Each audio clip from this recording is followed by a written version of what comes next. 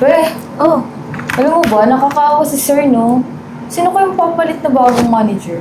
Ay, sus! Alam ko naman, feeling ko ikaw ang magiging next manager. Hoy, ano ka ba? Alam mo madami tayo sa office, no? Ay, nako! Alam mo naman, siguro yung performance mo. Jack, ikaw magiging next manager. Hoy! Diba? Mga aga-aga na chichismisan kayo. Ayusin niyo yung pagtatrabaho niyo. Baka hindi niyo alam, ha? Ako na yung bagong manager dito. Huh? Kaya ayusin niyo yung trabaho niyo kung ayaw niyo managot sa akin, ha? Ano? Tuloy yung trabaho. Yung puro chismisan ang aga-aga. Bakit ikaw? Bakit ako, ha? Bakit hindi? Baka nakakalimutan ninyo. Pamangkin ako ng may-ari. Di ba? Nakakalimutan niyo na? Eh kung hindi ako, sino pa? Eh, pwede naman si Cha, di ba? Maganda ang performance, tapos masipag ka. Paano ikaw? Eh, di ba lahat ka pinapatawag sa head office? Lagi mong palpak yung mga ginagawa mo dito sa office. Hoy, yan eh. Puro kasi kayo chismis. Pati yung pagpapatawag sa akin sa head office, pinapalabas mo, nakapalpakan. Wala kasi talagang kayo alam. Pinapatawag ako doon kasi pinupuri yung trabaho ko. Hindi katulad yung dalawa, puro chismisan lang. Good morning po. Ma'am, kunin ko lang po yung mga kalat niyo dito, Hoy, sino ka? Bagong janitor po. Bagong janitor. Bakit di ko alam? Tsaka teka nga lang ha. Dapat inaalam mo kasi yung boss mo dito. Hindi pa basta nagtatrabaho, hindi nga kita hinire eh. Hindi ka naman nagpa-interview sa akin, tapos may janitor agad na bago? Ang alam ko, manager na yung pinalitan. Sorry ma'am, kayo po pala yung bagong manager. Eh actually, wala po ba natanggap sa head office niyo? Nag-email po Oo, nabasa ko pala. Sorry. Excited lang ako maging manager. Wala kasing kwenta sa akin yung posisyon mo, kaya hindi ko masyado napansin. Janitor ka lang kasi. Sige po ma'am, tapusin ko lang po, tapos sunod na po ako sa office niya. Tapusin mo! Linisin yung opisina ko. Baka ikaw yung tapusin ko dyan. Kapag bago mo, wala ka na agad trabaho. Ma'am, balik na lang po ako dito. Kayo sa susunod na makita ko nagchichismisan kayo, susumbong kayo sa head office para mawala kayo ng trabaho. Anyway, ayoko na mag-email kayo sa head office na wala akong alam. Kailangan lahat dadaan sa akin. Naintindihan nyo? Noted po, ma'am. Naintindihan mo? Yes po, ma'am, year ko.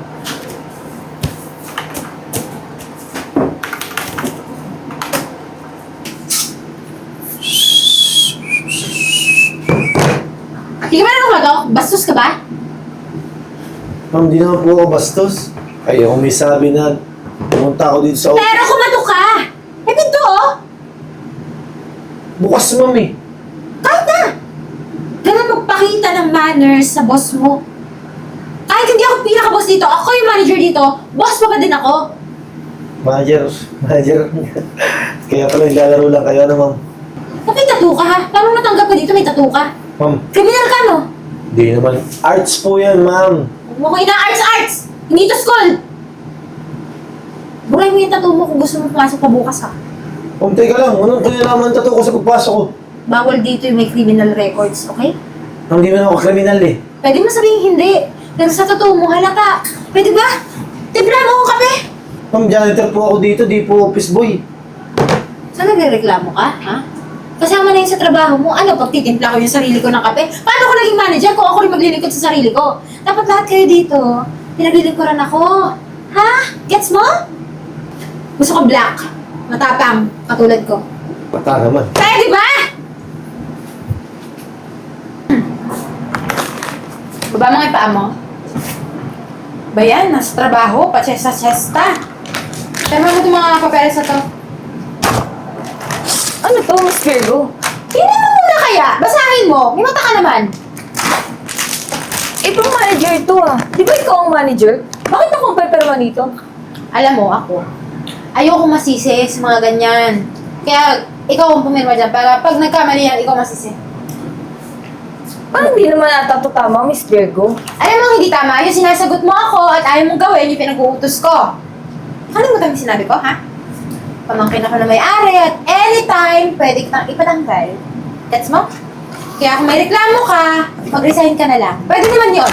I-approve ko immediately. Magre-resign ka, paperman mo yan. Ito na nga po, Miss Virgo. May reklamo eh.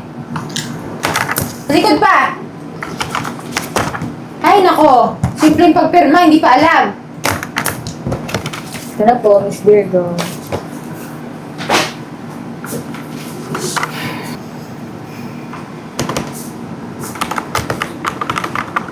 Uy, siya. Gulat talaga ako sa babaeng yun. Ewan ko ba? Ba't naging manager yun?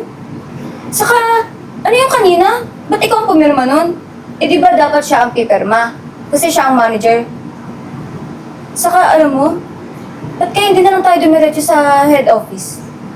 Alam mo, Pe, ako nga din nagdududa na eh. Pero syempre, wala na akong magawa kasi natatakot ako kasi pamangkin niya ng boss natin. Kaya nga eh.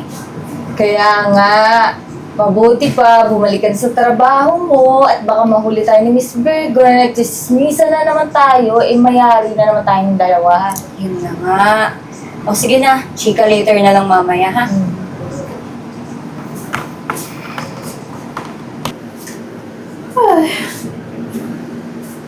Natawag mo daw po ako, Miss Virgo.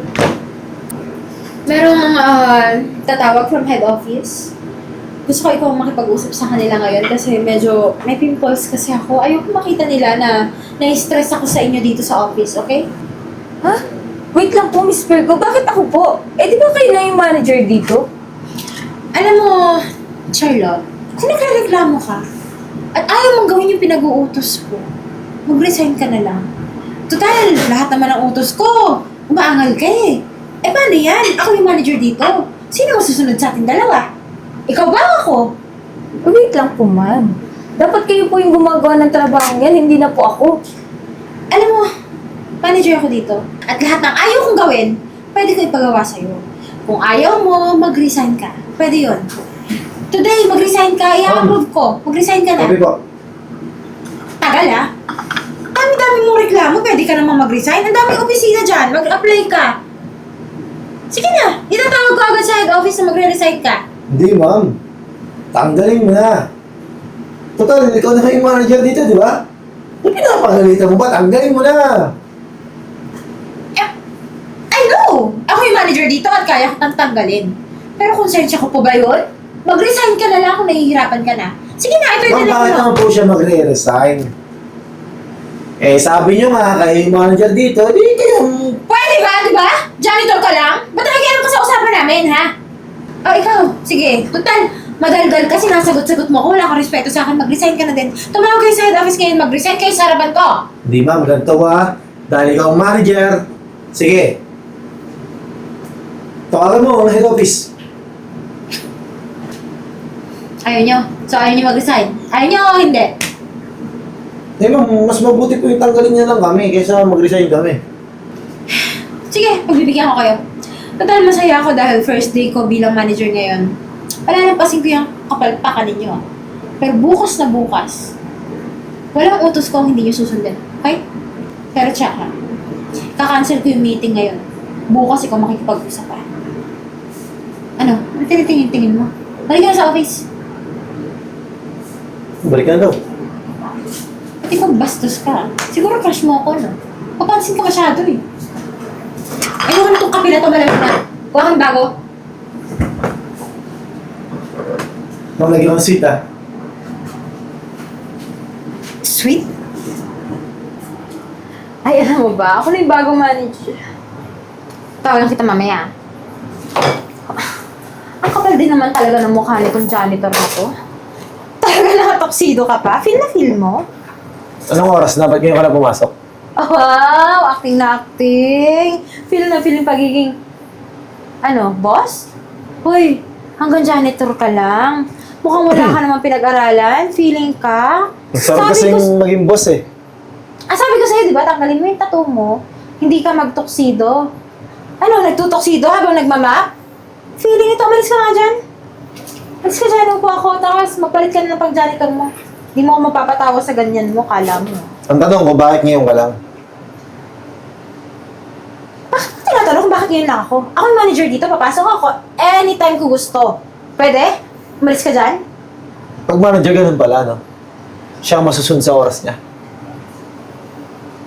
Ano ka naman tamang questionin ako, ha? Sumusobra ka na, ha? Hindi na ako nakikipagbiroan sa'yo. Ako ba ang sumusobra o ikaw? Bakit mo ko sinisigawan, ha? Gusto mo mawala ng trabaho? Gawin mo. Kung kaya mo. Tanggalin mo ako. Ang kapal na mukha mo, janitor ka lang? Kung makapagsalita ka sa akin, sabi mo sino ka? O, pare. Alis ka! Ano nangyayari dito? Dito. Anong ginagawa mo dito? Di ba nasa New Zealand ka? Ba't sinisigaw na kumpare ka? Kumpare mo. Dito. Mayaman ka. Bakit tayo magkaibigan ka sa janitor? Janitor lang yan eh. Ano janitor? Sino janitor na tinatawag mo? Sure. Teka nga lang, dito naguguluhan ako. Ang sabi mo sa akin, next month ka pa babalik. Bakit nandito ka? Hindi ka nagsabi sa akin. Kailangan ko ba mag-update sa'yo? Asan ba ang manager dito? Di ba dapat siyang ina-update ko? Kapag tumatawag pala ako dito, kaya pala ganyan, ikaw lang lagi sumasagot. Asan ba ang manager dito? Pare. Actually, kaya siya yung sumasagot. Eh, siya lang naman yung nag-astang manager dito. Sa totoo yan, nagpanggap ako bilang janitor para naman alam ko yung mga nagtatrabaho sa atin kung anong nangyayari. Eh, yan palang pamangkin mo may problema eh.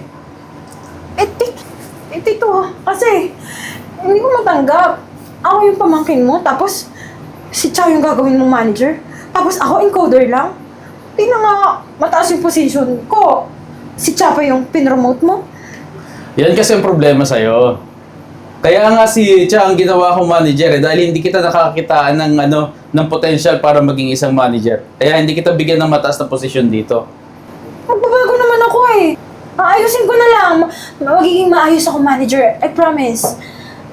Well, hindi na sa akin ang desisyon yan. Huh? Total, si Parin Charles naman ang talagang may-ari na nito. So, ikaw na bahala, pare. Ikaw na yung may-ari? Sa bagay, yung mga katulad ko namang may tato, eh walang karapatan maging may-ari ng isang kumpanya, di ba? Sabi mo. Eh pare, mukhang hindi ako magdidesisyon nito eh. Tatawagin ko lang yung totoong manager natin. Tsa, pumasok ka nga dito sa opisina.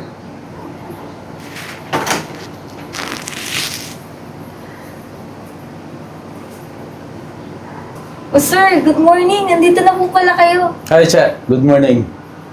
Sir, di ba po, janitor siya? Ay, siya nga pala siya. Sorry, hindi kita na-inform.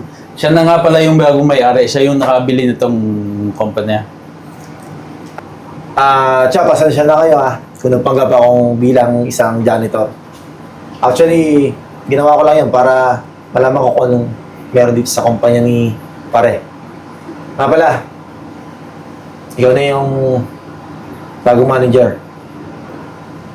Gusto kong malaman kung tatanggapin pa ba natin ito si Miss Virgo. Sir, base sa mga ginagawa niya dito sa office, grabe po yung pangmamaliit nila sa amin. So, ikaw magdidesisyon kung gusto mo ba silang makasama. Hindi! Hindi ako papayag na katulad niya, tatanggalin ako. I quit. Magre-resign na lang ako. So, pare, kita mo naman ugali ng pamangkin mo, di ba? Eh, paano? Kailangan ko na rin umalis eh. So, kayo nang bahala dito. Sige pare, maraming salamat Thank you. Thank you po. Tsa, pasensya na ulit kung di ko agad nasabi sa inyo. Total, ikaw na naman yung bagong manager dito. Ikaw nang bahalang paliwanag sa mga kasamahan mo. Ha? Yes. Hoy, Cha! Ano yun? Si Virgo, nakita ko nagmamakpol, inaaway yung boss. Ikaw talaga, napaka-chismosa mo Wait lang. Di ba janitor yan? Ba't nakabihis ng ganyan? Pe. Pasensya na Pero gusto ko lang malaman mo na si Chana yung bagong manager nyo. At isa pa, siya nang balang paliwanag kung ano nangyayari dito. Tama ba yung narinig ko? Manager ka na? Saka, ikaw na yung bago may-ari. Niluloka na ako. Totoo ba ito naririnig ko? Talagang manager ka? At Oo siya ang nga. may-ari? Oh, di porket magkaibigan tayo, palagi kang ganyan O sige na, magpa-thank you ka na kay sir. Thank you, sir. Well, congrats. Congrats, Cha. Bye, sir. Cha, congratulations again. Thank you, sir. Aasahan ko na yung pagiging manager mo dito Sana maayos pa rin yung pamalakad mo. Yes po, sir. Sige na, balik sa trabaho mo. Thank you po.